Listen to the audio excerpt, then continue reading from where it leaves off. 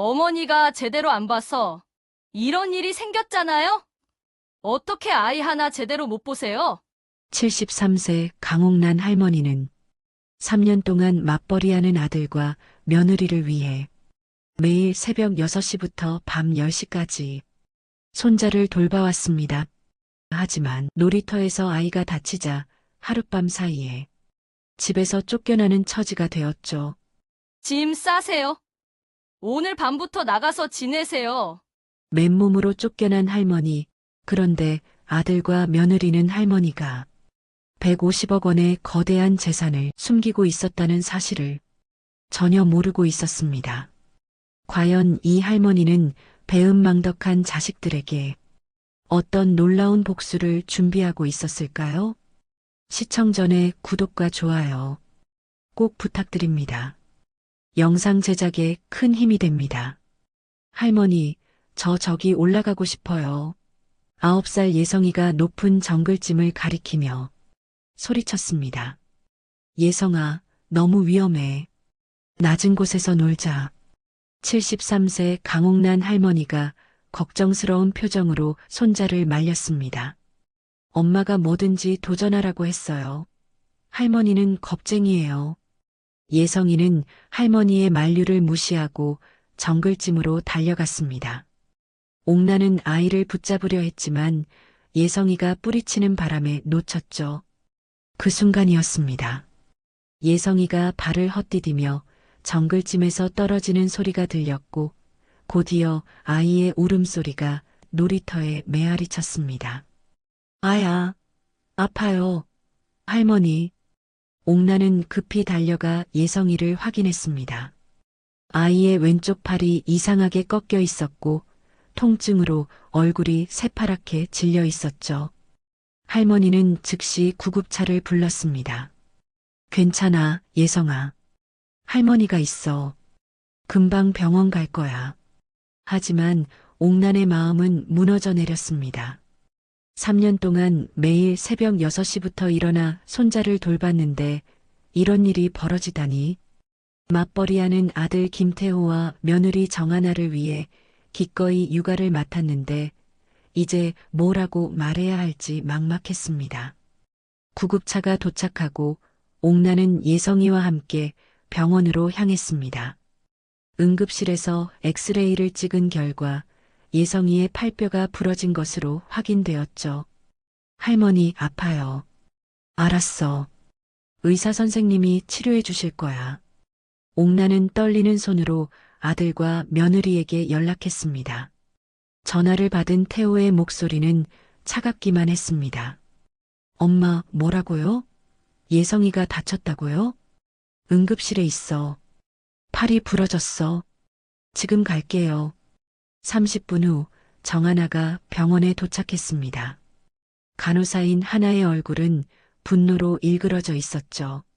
어머니, 제가 몇 번을 말했어요? 위험한 곳에서 놀리지 말라고. 하나야, 내가 말렸는데 아이가. 어떻게 아이 하나 제대로 못 보세요? 저희가 벌어놓은 돈으로 병원비 내야 하는 거 아세요?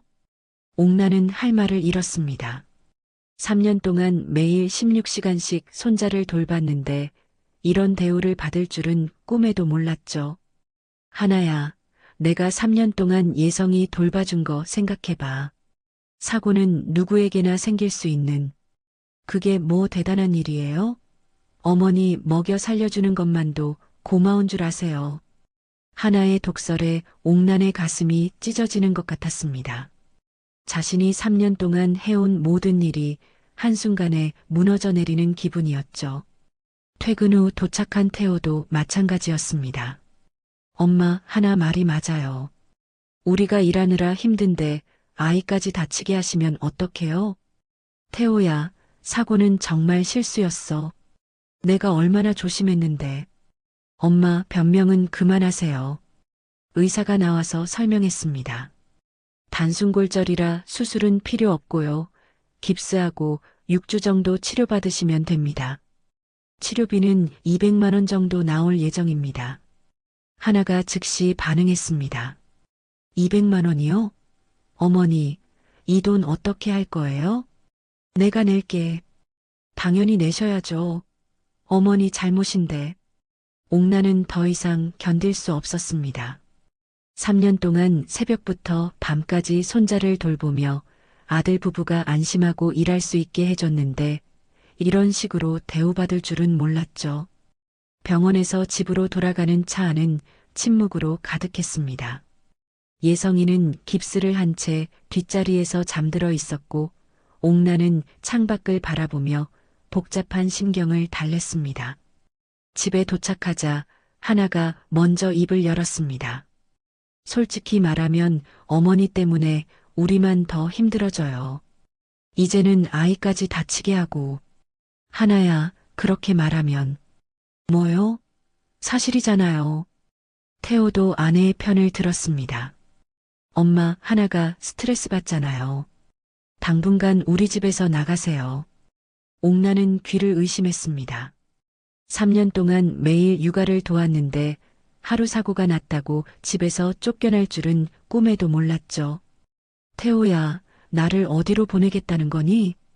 경로당이든 어디든 당분간 지내세요. 더 이상 못 봐주겠어요. 하나가 덧붙였습니다. 어머니, 짐 싸세요. 오늘 밤부터 나가서 지내세요. 그 순간 옥난의 마음속에서 뭔가 탁하고 끊어지는 소리가 들렸습니다. 3년간의 헌신이 한순간에 무너져 내렸죠. 하나야, 내가 3년 동안 새벽 6시부터 밤 10시까지 예성이 돌봤잖아. 그것도 생각 안 나니? 옥난이 마지막으로 호소해봤지만 하나의 대답은 냉혹했습니다. 그러니까 집에서 공짜로 살았잖아요. 서로 도운 거지. 어머니만 손해본 건 아니에요. 공짜로 살았다는 말에 옥나는 온몸이 떨렸습니다. 3년 동안 매일 손자의 아침을 챙기고 학교에 데려다 주고 방과 후에는 숙제까지 도왔는데 그것이 공짜로 산 것과 맞바꾼 것이라니. 태호도 아내의 편을 들었습니다. 엄마, 우리도 엄마 용돈 드리고 새끼 해드렸잖아요. 서로 한 거죠. 용돈이라고 해봐야 한 달에 30만 원이었습니다. 하지만 옥난이 매일 16시간씩 육아를 담당했는데 이들은 30만 원으로 모든 것을 퉁쳤다고 생각하고 있었습니다. 엄마, 빨리 짐 싸세요. 우리도 지쳤어요. 하나가 옥난의 방에 들어가서 옷가지를 대충 비닐봉지에 넣기 시작했습니다. 평생 모은 소중한 물건들이 쓰레기처럼 구겨져 들어갔죠. 이것만 가져가시면 되죠? 나머지는 나중에 정리해서 보내드릴게요. 옥나는 73세의 나이에 여름옷 몇 벌과 작은 가방 하나만 들고 집 밖으로 나서야 했습니다. 슬리퍼를 신은 채로 현관문을 넘어서는 순간 지난 3년이 주마등처럼 스쳐 지나갔습니다. 매일 새벽 6시에 일어나 예성이 아침 준비를 하던 일, 비 오는 날 우산을 들고 학교 앞에서 기다리던 일, 아이가 아플 때 밤새 간병하던 일들이 모두 무의미해진 것 같았죠. 옥난이 집 앞에서 우두커니 서 있자 옆집 아주머니가 나타났습니다. 어머님, 무슨 일이세요? 왜 이렇게 늦은 시간에? 아, 네. 잠깐 나왔어요. 옥난은 부끄러워서 자세한 사정을 말할 수 없었습니다. 할머니가 손자 사고를 핑계로 집에서 쫓겨났다는 것을 어떻게 남에게 말할 수 있겠습니까? 그런데 가방을 들고 계시네요? 어디 가시는 거예요? 아들 집에 잠깐 볼 일이 있어서. 거짓말이었지만 어쩔 수 없었습니다. 옥난은 터벅터벅 걸어서 버스 정류장으로 향했죠. 밤 10시가 넘은 시간 경로당은 당연히 문이 잠겨 있었습니다. 옥난은 경로당 앞 벤치에 앉아서 하룻밤을 보내야 했습니다. 차가운 바람이 불어와 몸을 떨게 만들었지만 마음이 더 차가웠습니다. 3년 동안 기꺼이 해온 모든 일이 하루 사고로 인해 물거품이 되었다는 사실을 받아들일 수 없었죠. 새벽 5시쯤 되어서야 옥난은 잠시 눈을 붙일 수 있었습니다. 평소 같으면 예성이 아침 준비를 위해 일어나야 할 시간이었죠. 한편 집에서는 태호와 하나가 편안한 밤을 보내고 있었습니다. 여보, 시어머니 없으니까 정말 자유롭다. 맞아. 이제 눈치 안 보고 살 수 있겠어. 예성이도 이제 학원 보내야겠어. 할머니가 너무 응석바지로 키웠어. 이들에게는 3년간 육아를 도와준 시어머니의 희생이 전혀 중요하지 않았습니다. 오히려 방해가 되는 존재로 여겨지고 있었죠. 하나야, 엄마가 어디서 자는지는 확인해야 하는 거 아닌가? 왜요? 어머니가 알아서 하실 거 아니에요. 우리가 왜 걱정해야 해요? 태호도 아내 말이 맞다고 생각했습니다. 어차피 어머니 잘못으로 벌어진 일인데 너무 신경 쓸 필요가 없다고 판단했죠. 다음 날 아침 예성이가 일어나서 할머니를 찾았습니다. 엄마, 할머니는 어디 갔어요? 할머니는 잠깐 여행 간 거야. 곧 올 거야. 거짓말이었지만 아이에게는 그렇게 말할 수밖에 없었습니다. 할머니한테 미안하다고 말하고 싶어요. 제가 말을 안 들어서 다친 거잖아요. 예성이의 순수한 마음과 달리 부모들은 전혀 다른 생각을 하고 있었습니다. 예성아, 할머니 생각하지 마. 할머니가 너를 제대로 안 봤기 때문에 다친 거야. 하나가 아이의 순수한 마음까지 차단시키고 있었습니다. 아이조차 할머니를 원망하도록 만들려는 것이었죠. 그런데 할머니가 나를 말렸는데 제가 안 들었어요. 아니야. 어른이 제대로 봤어야지. 이렇게 해서 옥나는 하룻밤 사이에 가족으로부터 완전히 소외되었습니다. 3년간의 헌신은 하루 사고 앞에서 아무 의미가 없었죠. 다음 날 아침 경로당 문이 열리자 옥나는 후다닥 안으로 들어갔습니다. 밤새 벤치에서 잠을 제대로 못 자서 온몸이 뻐근했죠. 옥나나, 왜 이렇게 일찍 왔어? 얼굴이 왜 그래? 친구 박영자가 걱정스러운 표정으로 다가왔습니다. 영자는 74세로 옥남보다 한 살 많았지만 젊은 시절 은행에서 30년 넘게 일한 경험이 있어서 세상 돌아가는 일을 잘 알고 있었습니다. 영자야, 나 어제 집에서 쫓겨났어. 옥난이 눈물을 글썽이며 털어놓자 영자의 표정이 심각해졌습니다. 뭐라고? 무슨 일이야? 옥난은 어제 있었던 일을 처음부터 끝까지 자세히 설명했습니다. 3년간의 육아, 예성이의 사고, 그리고 하나와 태호의 배신까지. 그런 개망무한 놈들이 어떻게 엄마한테 그럴 수가 있어? 영자의 얼굴이 분노로 일그러졌습니다. 영자야, 내가 뭘 잘못한 걸까? 정말 내가 아이를 제대로 못 본 걸까?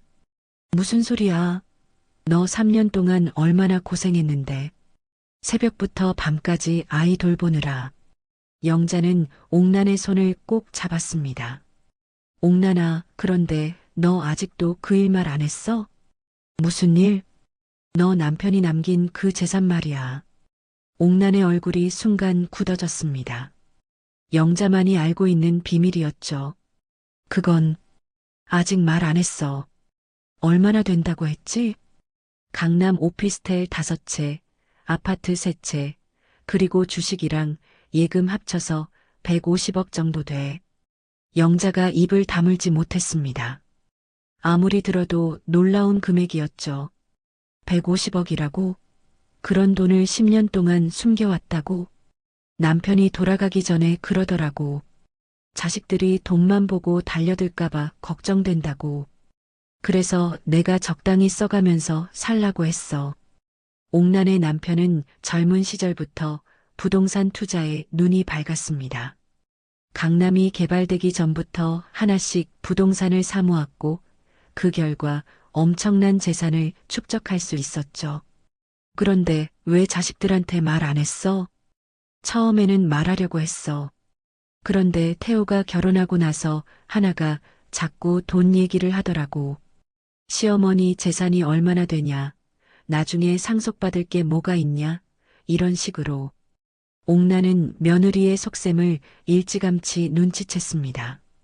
하나가 시어머니의 재산에만 관심이 있다는 것을 알았죠. 그래서 숨기기로 했어. 내가 가난한 시어머니인 척하면서 하나의 진짜 모습을 보고 싶었거든. 그런데 지금 어떻게 생각해? 아직도 그런 놈들한테 재산을 물려줄 거야? 영자의 질문에 옥나는 한동안 침묵했습니다. 어제까지만 해도 아들과 며느리가 잘못을 깨닫고 사과하면 용서해 줄 생각이었습니다. 하지만 지금은 마음이 달랐죠. 영자야, 나는 정말 자식들이 좋아서 3년 동안 육아를 도왔어. 그런데 이게 고마움은커녕 당연하게 생각하더라. 당연하지. 너 그동안 얼마나 고생했는데. 하나는 내가 공짜로 살았다고 했어.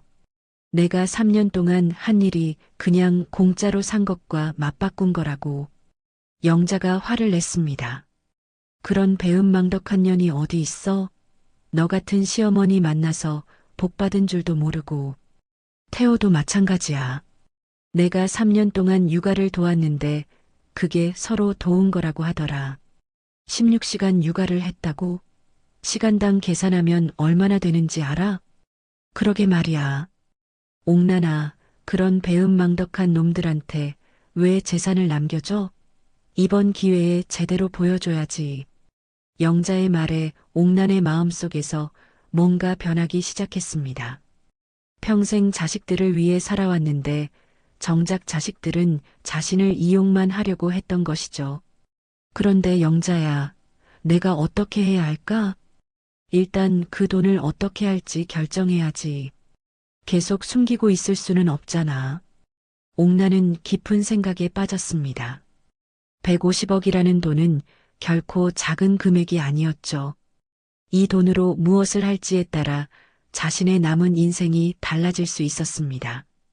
영자야, 내 마음이 너무 아파. 3년 동안 내가 뭘 위해 그렇게 고생했나 싶어서. 옥나나, 이제는 내 인생을 살아야 해. 그런 자식들 때문에 상처받지 말고. 그날 오후 옥나는 자신만의 시간을 가지며 깊이 생각해 봤습니다. 73세의 나이에 새로운 인생을 시작한다는 것이 쉽지 않았지만 더 이상 배은망덕한 자식들에게 휘둘리고 싶지는 않았죠. 영자야, 나 결심했어. 뭘? 내 재산을 어떻게 할지 결정했어. 영자의 눈이 빛났습니다. 옥난의 표정이 완전히 달라져 있었거든요. 다음 날 오전, 옥난은 강남의 한 대형 부동산 중개업소를 찾았습니다. 평소 입던 검소한 옷차림 때문에 직원들은 처음에 대수롭지 않게 생각했죠. 어머님, 무엇을 도와드릴까요? 제 모든 부동산을 즉시 매각하고 싶습니다. 옥난이 꺼낸 서류를 본 직원의 눈이 커졌습니다. 강남 오피스텔 5채와 아파트 3채의 등기부등본이었거든요. 어머님, 이 모든 부동산이 어머님 소유인가요? 그렇습니다. 시가로 계산하면 총 120억 원 정도 되는데요. 이런 좋은 건물들을 왜 급하게 처분하세요? 직원은 믿을 수 없다는 표정이었습니다. 73세 할머니가 120억 원 상당의 부동산을 소유하고 있다니. 제 사정이 있어요. 한 달 안에 모두 현금화해 주세요. 어머님, 금매로 하시면 시세보다 10억 원은 손해를 보실 텐데요. 상관없어요. 빨리 처리해 주는 게 중요해요. 옥난의 단호한 태도에 직원들은 바로 매각 절차에 들어갔습니다. 강남 프리미엄 부동산은 수요가 많아서 생각보다 빨리 매수자를 찾을 수 있었죠. 한편 집에서는 태호와 하나가 시어머니 없는 편안한 일상을 즐기고 있었습니다. 여보, 시어머니 없으니까 정말 자유롭다. 맞아. 이제 육아 스트레스도 없고 시어머니 눈치도 안 봐도 되고. 하나는 그동안 얼마나 시어머니가 부담스러웠는지 털어놓았습니다.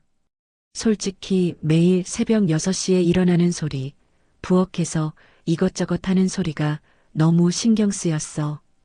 그래도 3년 동안 예성이 돌봐줘서 우리가 편했던 건 사실이지. 태호가 조심스럽게 말하자 하나가 코웃음을 쳤습니다. 뭐가 편해? 오히려 간섭만 받았지. 아이 교육 방침도 맞지 않았고. 그래도 여보, 어머니 편 들지 마. 어머니가 아이 다치게 해놓고 책임도 안 지잖아. 예성이가 학교에서 돌아왔을 때도 부모들의 태도는 마찬가지였습니다. 엄마, 할머니는 언제 와요? 보고 싶어요. 할머니는 안 와. 할머니가 너를 다치게 했잖아. 그런데 제가 말을 안 들어서. 아니야. 어른이 아이를 제대로 봤어야지. 하나는 계속해서 아이의 마음속에 할머니에 대한 원망을 심어주고 있었습니다. 할머니 때문에 너 다쳤으니까 할머니 생각하지 마. 순수한 예성이는 점점 할머니를 원망하기 시작했습니다. 어린 마음에는 어른들의 말이 진실로 받아들여졌거든요. 그날 저녁 태호가 조심스럽게 물어봤습니다. 하나야, 그런데 엄마가 어디서 주무시는지는 확인해야 하는 거 아닌가? 왜요? 어머니가 알아서 하실 거잖아요. 우리가 왜 걱정해야 해요? 그래도 나이가 많으시잖아. 여보, 어머니 편 또 드시려고요? 어머니가 먼저 잘못했잖아요. 태호도 더 이상 말하지 않았습니다. 아내가 화를 내면 집안 분위기가 나빠지니까요. 그리고 어머니 계신 동안 우리 생활비도 많이 들었어요. 이제 그 돈으로 예성이 학원 더 보낼 수 있겠어요. 하나는 벌써 시어머니가 없는 생활을 계획하고 있었습니다. 3년 동안 무상으로 육아를 도와준 것은 전혀 고려하지 않았죠. 며칠 후 옥란의 부동산 매각이 본격적으로 시작되었습니다. 건물들은 예상보다 빨리 매수자를 찾았고 현금화가 순조롭게 진행되었죠. 어머님, 오피스텔 세 채가 매각되었고요. 아파트 두 채도 계약이 체결되었습니다. 좋습니다. 언제까지 모든 절차가 끝나나요? 2주 후면 모든 잔금 정산이 완료될 예정입니다.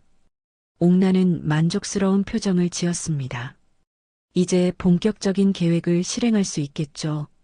참고로 총 매각 금액이 110억 원입니다.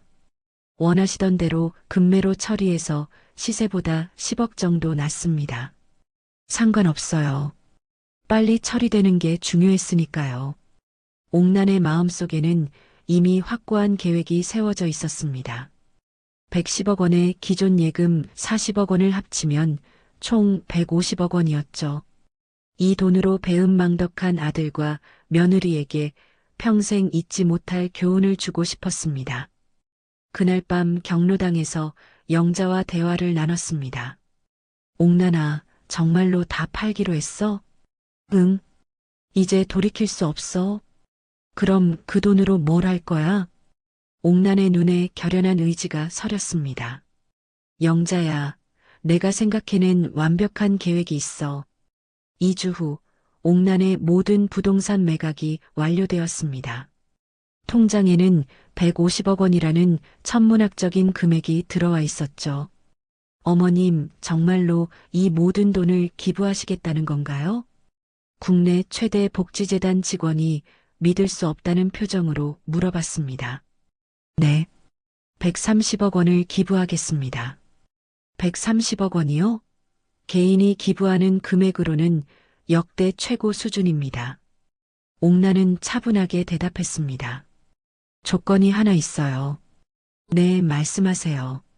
기부자를 제 아들 김태호, 며느리 정하나 명의로 해주세요. 그리고 언론에 대대적으로 알려주세요. 직원은 당황했습니다.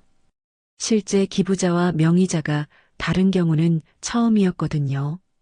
어머님, 그렇게 하셔도 되는 건가요? 제가 원하는 거예요. 아들과 며느리가 좋은 일을 한다는 것으로 알려졌으면 좋겠어요. 하지만 실제로는 어머님께서 기부하신 건데, 그건 나중에 밝혀질 일이고요. 일단은 아들 며느리 명의로 해주세요. 직원은 이해할 수 없었지만 기부자의 요청을 거부할 이유는 없었습니다. 130억 원이라는 거액을 기부하겠다는 사람의 의견을 무시할 수는 없었죠. 며칠 후 각종 언론에서 대대적으로 보도가 시작되었습니다. 김태호 마이너스 정하나 부부 130억 원 거액 기부로 사회에 큰 감동을 주고 있습니다. 평범한 회계사와 간호사 부부가 전 재산을 사회에 환원했다는 소식이 전해지면서 많은 사람들의 감동을 불러일으키고 있습니다. 뉴스를 본 태호는 깜짝 놀랐습니다. 하나야, 이게 뭐야? 우리가 언제 기부했다고? 저도 몰라요. 뭔가 착각이 있는 것 같아요. 하지만 곧 주변 사람들의 연락이 쏟아지기 시작했습니다.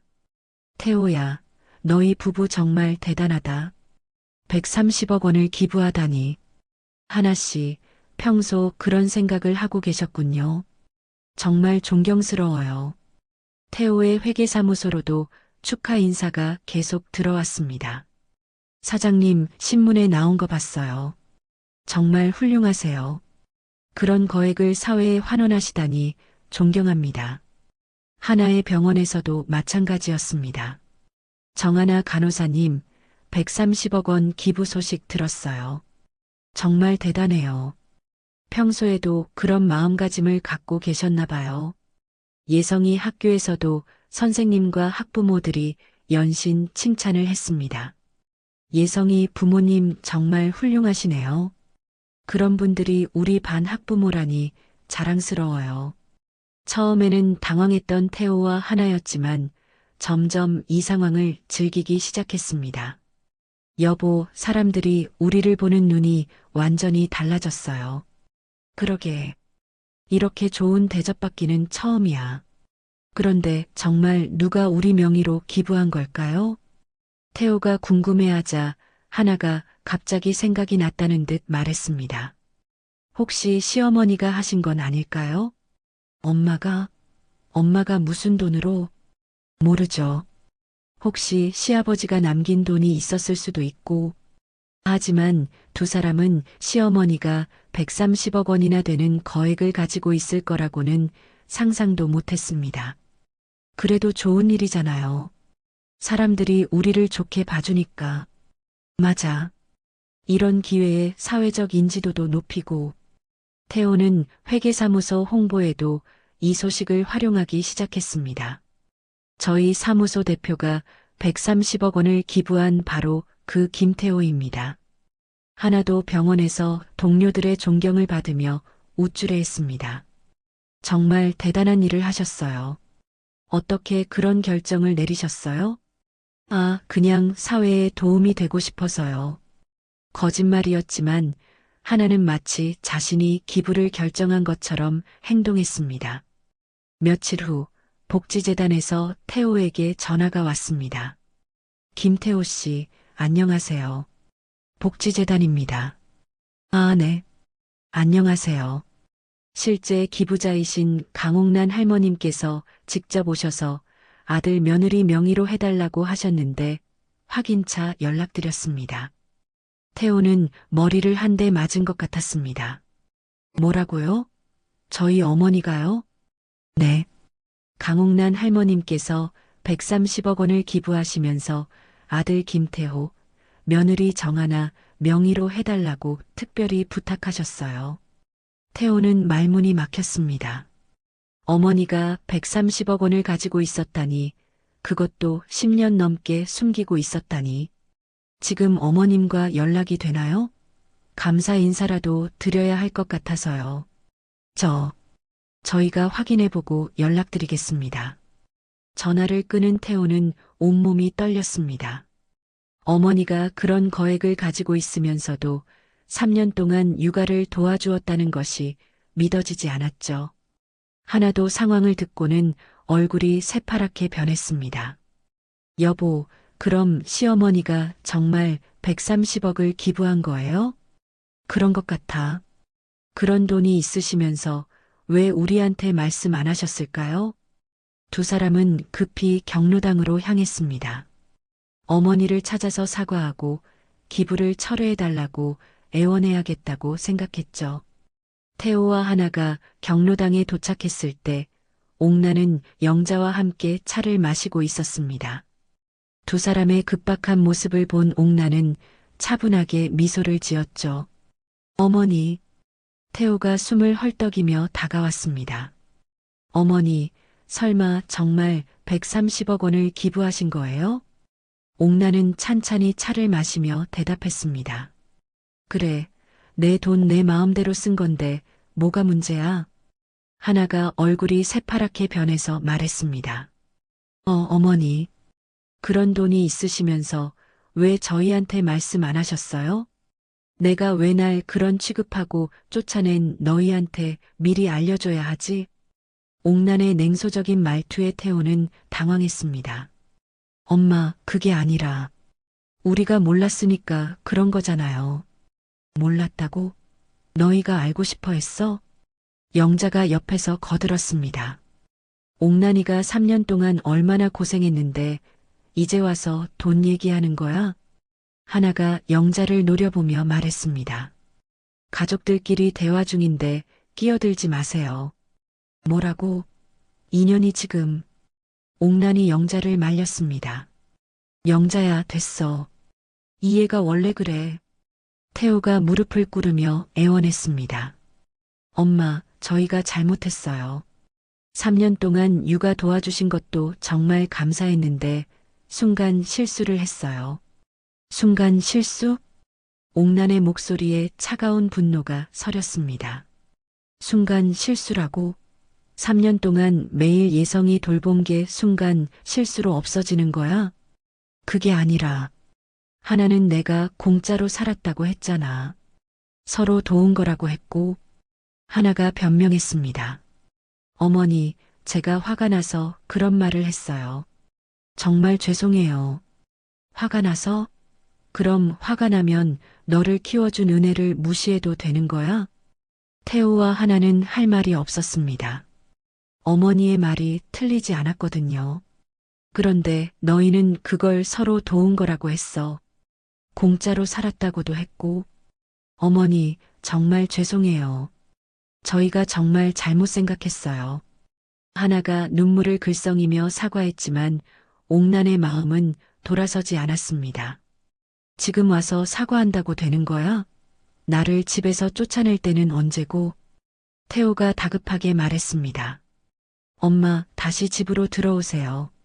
저희가 모든 걸 보상해 드릴게요. 보상? 옥난이 코웃음을 쳤습니다. 뭘로 보상해? 너희가 나한테 할 수 있는 보상이 뭐가 있어? 엄마, 그 기부한 돈 혹시 취소할 수 있을까요? 태호의 솔직한 본심이 드러나자 옥난의 표정이 완전히 굳어졌습니다. 역시 너희는 변한 게 없구나. 결국 돈 이야기네. 그게 아니라 가족끼리 상의해서 써야 하는 거 아니에요? 하나도 덧붙였습니다. 어머니, 그런 큰 돈을 혼자 결정하시면 안 되죠. 저희한테도 상속받을 권리가 있잖아요. 그 순간 옥난의 마음속에서 마지막 끈이 툭 하고 끊어졌습니다. 상속받을 권리? 옥난이 천천히 일어났습니다. 너희가 날 짐처럼 쫓아내고도 상속받을 권리를 주장하는 거야? 어머니, 그때는 정말 실수였어요. 실수? 나를 맨몸으로 집에서 쫓아낸 게 실수라고? 옥난의 목소리가 점점 커졌습니다. 내가 3년 동안 뭘 위해 그렇게 고생했는지 모르겠다. 너희는 나를 이용하려고만 했구나.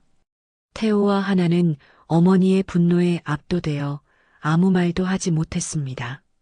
어머니, 제발 다시 생각해 주세요. 다시 생각해? 옥난이 가방에서 또 다른 통장을 꺼냈습니다. 아직 끝나지 않았어. 옥난이 꺼낸 통장을 본 태호와 하나의 눈이 커졌습니다. 잔고가 20억 원이었거든요. 어머니, 이건 뭐예요?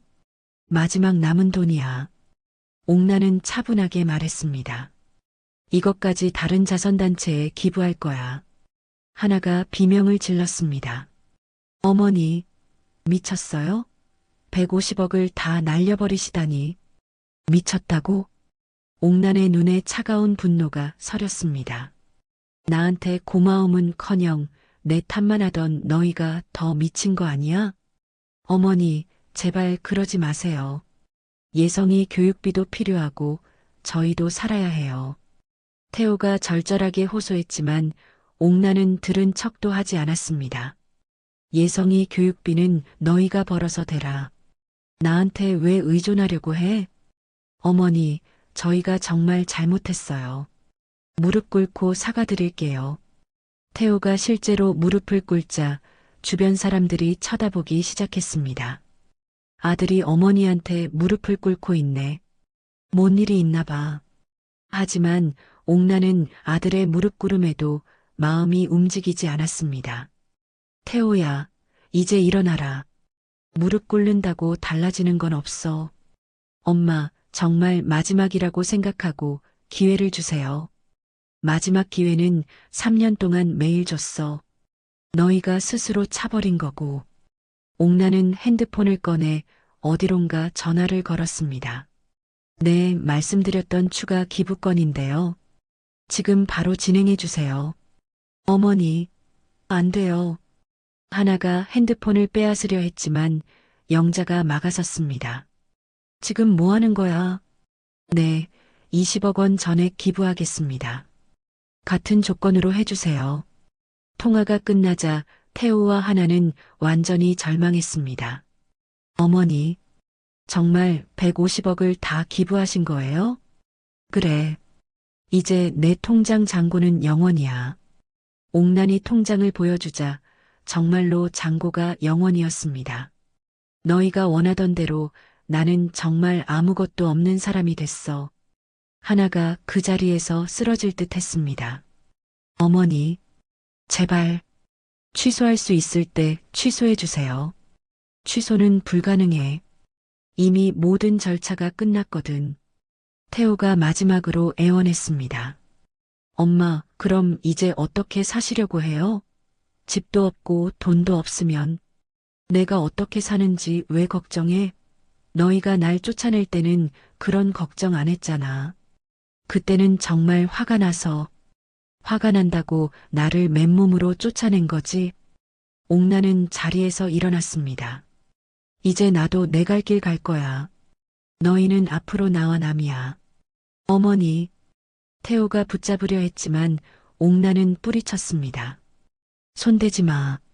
나를 그렇게 취급한 너희가 이제 와서 어머니라고 부르지도 마. 옥난이 걸어나가자 태호와 하나는 그 자리에 주저앉았습니다. 150억 원이 한순간에 사라진 충격이 너무 컸거든요. 여보, 우리 어떡하지? 모르겠어. 완전히 끝났어. 하나가 울기 시작했습니다. 130억 원은 물론이고 20억 원까지. 우리가 평생 벌어도 그런 돈 못 봐요. 태호도 머리를 감쌌습니다. 어머니가 그런 거액을 숨기고 있을 줄은 꿈에도 몰랐죠. 사람들이 우리를 어떻게 볼까? 130억 원 기부한 부부라고 칭찬했는데 하나의 걱정대로 며칠 후부터 진실이 알려지기 시작했습니다. 복지재단에서 실제 기부자가 시어머니라는 사실을 공개했거든요. 김태호, 정하나 부부의 130억 원 기부, 알고 보니 시어머니 강옥란 할머니가 실제 기부자였던 것으로 밝혀졌습니다. 강옥란 할머니는 아들 부부 명의로 기부해달라고 특별히 요청한 것으로 전해집니다. 뉴스가 나가자 주변 사람들의 시선이 완전히 달라졌습니다. 태호 씨, 그럼 실제로는 기부 안 하신 거네요? 어머니가 하신 일인데 왜 본인들이 한 것처럼 행동했어요? 하나의 병원에서도 마찬가지였습니다. 정하나 간호사님, 그럼 거짓말 하신 거예요? 시어머니 돈으로 명성을 쌓으려고 하셨나 봐요. 예성이 학교에서도 학부모들의 반응이 차가웠습니다. 그런 훌륭한 어머니를 어떻게 대했길래 그런 일이 벌어진 걸까요? 시어머니를 제대로 모시지 못한 것 같아요. 태호와 하나는 사회적으로 완전히 매장되었습니다. 회계사무소에는 고객이 줄었고 하나의 병원에서도 눈총을 받았죠. 6개월이 지났습니다. 옥나는 자신이 기부한 여러 자선단체들로부터 특별한 대우를 받고 있었습니다. 강옥란 할머님, 저희 재단의 명예 이사장으로 모시고 싶습니다. 복지재단 이사장이 정중하게 제안했습니다. 이사장이요? 제가 그런 자리에 어울릴까요? 할머님의 150억 원 기부는 저희 재단 역사상 최대 규모입니다. 또한 그 정신이 너무나 숭고하죠. 옥나는 이제 여러 자선단체의 명예직을 맡으며 보람찬 나날을 보내고 있었습니다. 기부받은 단체들에서 생활비와 주거를 지원해 주어 오히려 예전보다 더 안정적인 생활을 하고 있었죠. 할머님, 오늘 고아원 방문 일정이 있으세요? 네, 알겠습니다. 옥나는 매주 고아원과 양로원을 방문하며 자원봉사활동을 했습니다. 아이들과 어르신들이 옥난을 보면 환하게 웃었죠. 할머니, 오늘도 오셨네요. 응, 우리 예쁜이들. 할머니가 맛있는 거 사왔어. 옥난은 진심으로 행복했습니다. 3년 동안 배은망덕한 가족을 위해 고생했던 것과는 차원이 다른 기쁨이었죠. 한편 태호와 하나는 완전히 다른 삶을 살고 있었습니다. 여보, 또 월세 톡톡 전화 왔어요. 이제 어떻게 하지? 수입은 줄었는데 지출은 그대로고. 태호의 회계사무소는 평판이 나빠져서 고객이 절반으로 줄었습니다. 하나도 병원에서 동료들의 시선을 견디기 어려워 결국 사직했죠. 엄마, 할머니는 언제 와요? 예성이가 여전히 할머니를 그리워했습니다. 할머니는 이제 안 와. 왜요? 제가 할머니한테 사과하면 안 돼요? 예성이의 순수한 마음에 태호는 가슴이 아팠습니다. 아이만큼은 할머니의 사랑을 기억하고 있었거든요. 그날 저녁 태호가 결심했습니다.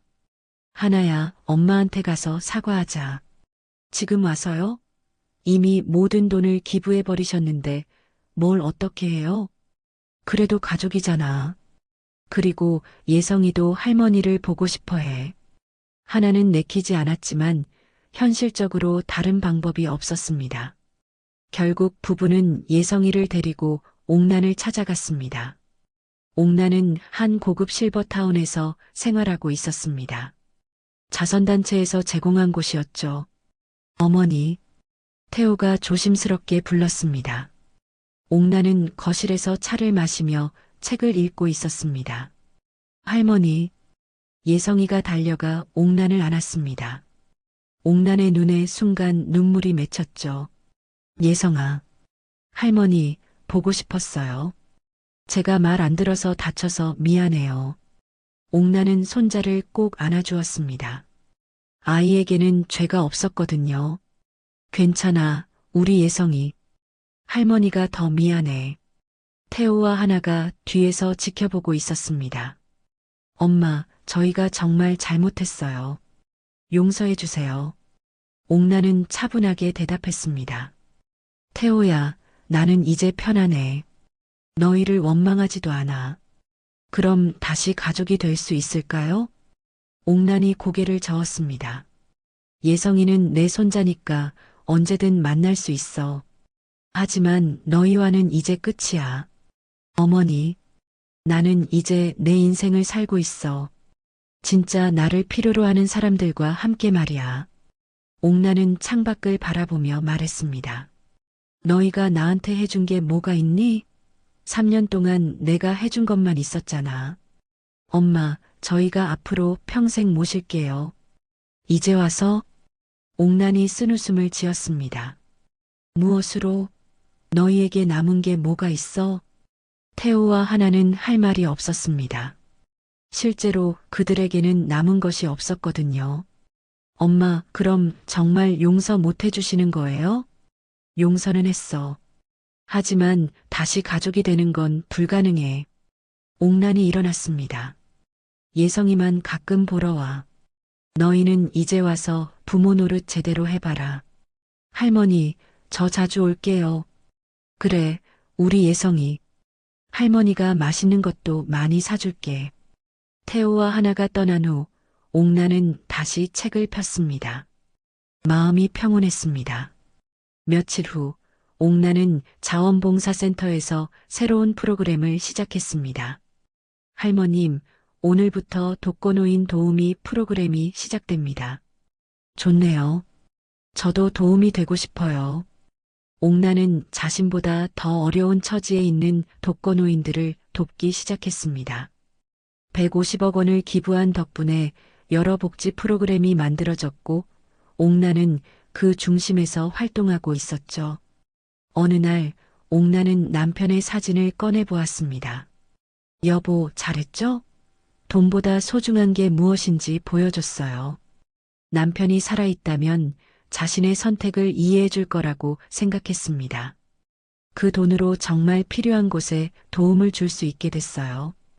배은망덕한 자식들보다 훨씬 값진 일이죠. 옥나는 창밖을 바라보며 미소를 지었습니다. 석양이 아름답게 물들어가고 있었죠. 이제야 진짜 내 인생을 사는 기분이에요. 고마움을 모르는 자식들에게 휘둘리지 않고 정말 의미 있는 일을 하면서 살 수 있게 됐어요. 옥나는 이제 완전히 새로운 삶을 살고 있었습니다. 매일 아침 일어나는 것이 즐거웠고 자신이 하는 일에 보람을 느꼈죠. 한편 태호와 하나는 여전히 어려운 현실과 싸우고 있었습니다. 하지만 이제는 어머니를 원망하지 않았습니다. 모든 것이 자신들의 잘못이었다는 것을 깨달았거든요. 여보, 우리가 정말 잘못했어. 그러게. 그런 훌륭한 어머니를 우리가. 태호와 하나는 이제야 옥난의 진가를 알았지만 이미 모든 것이 늦어버린 후였습니다. 그해 겨울, 옥난은 자선단체 시상식에서 대상을 받았습니다. 강옥란 명예이 사장님의 150억 원 기부로 수많은 소외계층이 도움을 받았습니다. 진정한 나눔의 정신을 실천해 주신 강옥란 명예이 사장님께 깊은 감사를 드립니다. 시상대에 선 옥란의 얼굴은 환하게 빛나고 있었습니다. 73세의 새로운 인생을 시작한 그녀는 그 어느 때보다 행복해 보였죠. 고맙습니다. 저는 단지 제가 받은 사랑을 다른 곳에 전해준 것뿐입니다. 진정한 행복은 받는 것이 아니라 베푸는 데서 온다는 것을 깨달았습니다. 옥란의 소감을 들은 사람들은 모두 박수를 보냈습니다. 그녀의 삶은 많은 이들에게 진정한 삶의 가치가 무엇인지를 보여주는 살아있는 교훈이 되었죠. 그날 밤 옥란은 조용히 창밖을 바라보았습니다. 별이 유난히 밝게 빛나고 있었죠. 73세의 새로운 인생을 시작한 강옥란 할머니의 이야기는 우리에게 깊은 교훈을 남깁니다. 때로는 가장 가까운 사람들이 우리를 가장 아프게 할 수 있습니다. 하지만 그 상처가 더 큰 사랑을 만나게 해주는 징검다리가 될 수도 있죠. 옥란 할머니는 돈으로 살 수 없는 존중과 감사를 받게 되었고 자신의 선택이 수많은 사람들에게 도움이 되고 있다는 사실에서 큰 기쁨을 느끼고 있습니다. 여러분도 오늘 주변의 소중한 사람들에게 감사 인사 한마디 전해보시면 어떨까요? 당연하다고 생각했던 것들이 사실은 얼마나 귀한 것인지 다시 한번 생각해보는 하루가 되시길 바랍니다.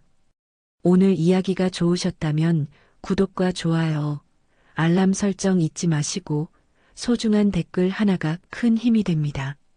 시청해주셔서 진심으로 감사드립니다.